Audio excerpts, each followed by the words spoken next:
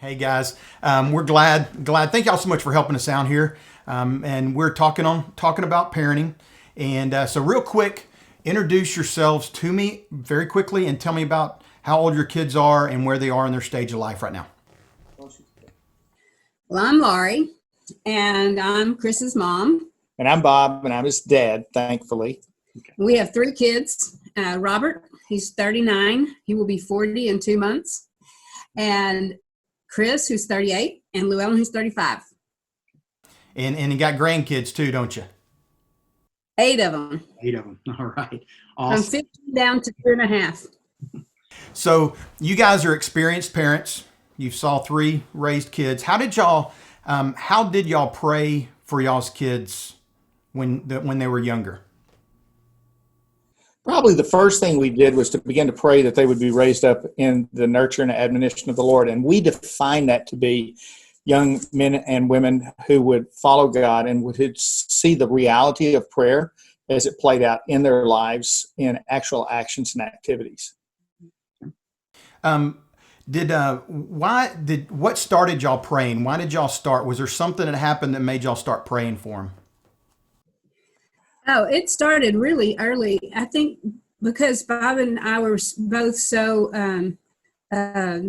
we were people of faith already, and prayer was already important to us. And so it started very young, even when Chris was, all of them, from the time they were born. We wanted to be parents who would exhibit the life of Christ to them, not just talk about it. And we recognize that prayer is a reality for a Christian. Should not be something that just rolls off the lips real easy. So we wanted that to be part of their lives, and it started with us praying for them at an early age. Cool, good. Now, was there any particular prayers that you prayed for them when they were younger? Yes, and over the past we have discussed prayers, and it really kind of fell into a couple of major categories. One of them, first of all, of course, is their personal salvation. We wanted them to come to a personal knowledge of the Lord as early as God would call upon them in their lives, and they did. Another one would be I guess the spouses. I prayed early for them to find and marry people who love the Lord as much or more than they did. And God has answered that prayer in all 3 families, and that's been a miracle that's happened. And let me tell you a bonus thing that comes with that I would encourage parents about praying for that spouse is not only did we get outstanding sons or son-in-law and daughter-in-laws, their parents, the ones that prayed for them, they're our best friends. I mean, we love BJ and Janet. Just like they were part of our family, the same way with my other sons, in-laws, and of course Llewellyn. So when you really pray and God really supplies like he has done in this case, because Julie's awesome. I mean, she is the match Chris needed. Then there are benefits and bonuses you don't even expect. God just gives them. One of the things I prayed for very early before children was that to have 6 kids, okay? And God showed me not too long ago that I have 6 now. Because all of the in-law children are my children in the Lord, and that's really neat. All right. Did y'all pray with your kids when they were younger? Yes, and for many reasons. First of all, another one of the things we had prayed for was the godly friends. So we early on would pray for them or pray with them about their friends, and we did that for very specific reasons. Chris is for instance, a very outgoing. We call him the Pied Piper child of our household. But we also knew with that energy of loving people, there could come the potential to be led down the wrong path. So we prayed for godly friends to come around him. And we prayed with him about that for his friends. And God supplied over an abundance of that, particularly in high school. I've got to tell you a quick aside, though. Our oldest son approached us his senior year and made the comment to his mama. He said, I don't seem to have a peer group. He said, Chris has this wonderful peer group, and I end up doing things with them, but I don't know why I can't have a peer group like that. And I said, I'm so sorry. when we were praying for Chris, we knew he might be easily led. And so we prayed early for him to have a godly peer group, and God answered that. And so when he went into the Naval Academy, Robert was a graduate of the Naval Academy, God put around him, because by then we're praying for that peer group.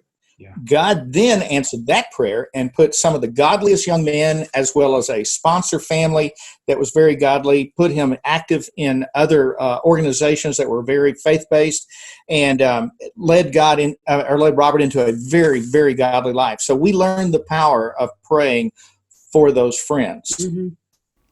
How did y'all's prayers change as they got older? I mean, you just shared a little bit there, but how did your prayers change for them as they got older?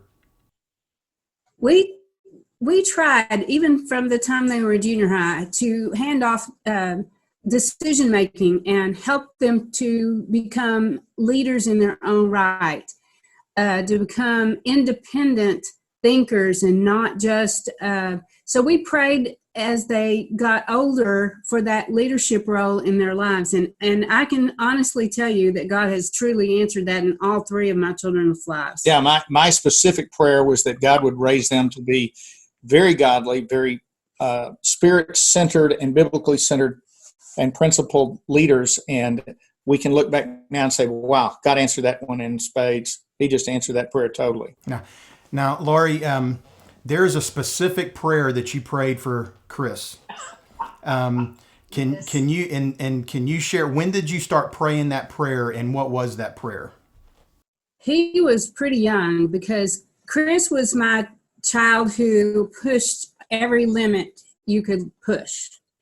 And if the line were here, he leaned over it.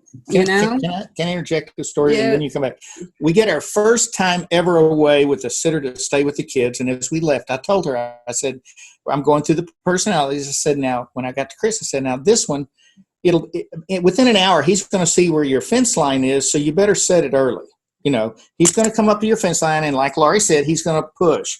We get back from the short vacation. She said, everything went great. She pointed at Chris, said, you're wrong. 20 minutes. But I prayed that God would let Chris get caught early. Like if he were doing something outside what God wanted him to do, that he would get caught early and often.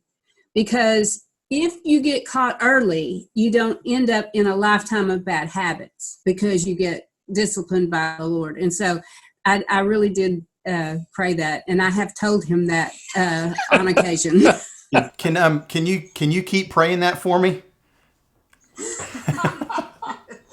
So in one sentence as we wrap up, there's going to be parents that are going to want to know why they should pray for their kids. Give me in one sentence, why do you think it's important for the parents to pray for their kids? Because God commands it, life demands it. And if you want your kids to make it, you better be praying for them. I got to tell you, as we leave, I've told my kids, even at this age, that we recognize that they could take a left turn at any point in life, but two things are going to happen for them to be successful at getting off the track. Number one, they're going to have to ignore everything we've ever taught them through life. But number two, as I tell them, you're going to have to climb over a wall of continual prayer that is so high and so hard to get over. It's not worth it. Just stay on God's track. There you go. Thank you guys so much. I really appreciate it. And by the way, we love your son. We do. Thank you. We do too. All right. Okay. Thanks. Thank you guys.